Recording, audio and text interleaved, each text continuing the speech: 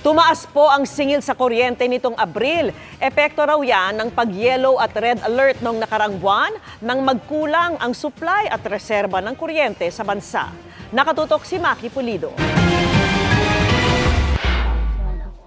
Eto na ang kinakatakot nating taas singil sa kuryente dulot ng numipis na supply ng kuryente noong nakaraang buwan.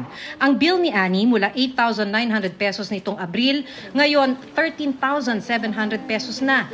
Nang suspindihin kasi ang face-to-face classes dahil sa tindi ng heat index, maghapong nasa bahay ang nag-iisang anak kaya napilitan na silang gumamit ng aircon. Sobrang init, ma'am. Tinitiis lang po namin dati. Kaya lang hindi kaya. Tumaas ang konsumo ni Annie, pero tumaas din kasi ang singil ng Meralco. 46 centavos per kilowatt hour ang itinaas, kaya 11 pesos and 41 centavos per kilowatt hour ang singil sa consumer. Pinakamalaking ambag ng pagtaas ay pagmahal ng biniling kuryente ng Meralco mula sa wholesale electricity spot market noong mag-red at yellow alert dahil sa kakulangan ng supply at reserbang kuryente. Kapag may alert levels, that simply means there is pressure as far as demand is concerned na nagkakaroon din ng impact sa presyuhan. Mas mataas ang dagdag singil sa ilang lugar sa probinsya na lahat ng isinupply na kuryente ng mga electric cooperative binili sa spot market.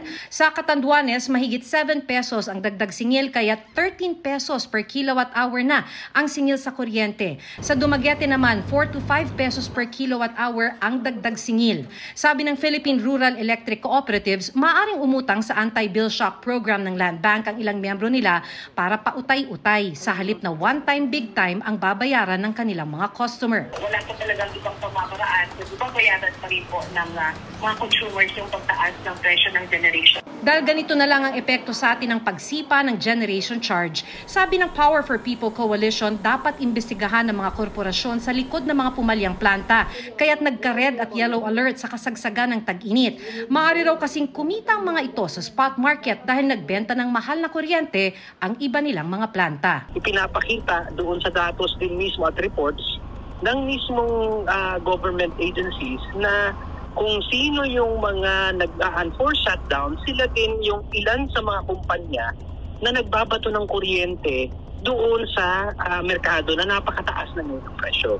Kailangan yun maimbestigahan. Tila buhay ng ilan ang kapalit ng mataas na singil ng kuryente. Single mom at dialysis patient si Judy Lynn, kaya para mabayaran ng electric bill at ibang gastusin, malamang daw hindi na niya inumin ang ibang gamot na kailangan niyang inumin. Kinakabahan. Kasi siyempre buwan-buwan, obligasyon naman natin talaga yan, kaya pinaghahandaan. Ang problema, malam na mataas. Mataas, kaya nakakasakit ng ulo kung saan mo kukunin yun. Buwan-buwan.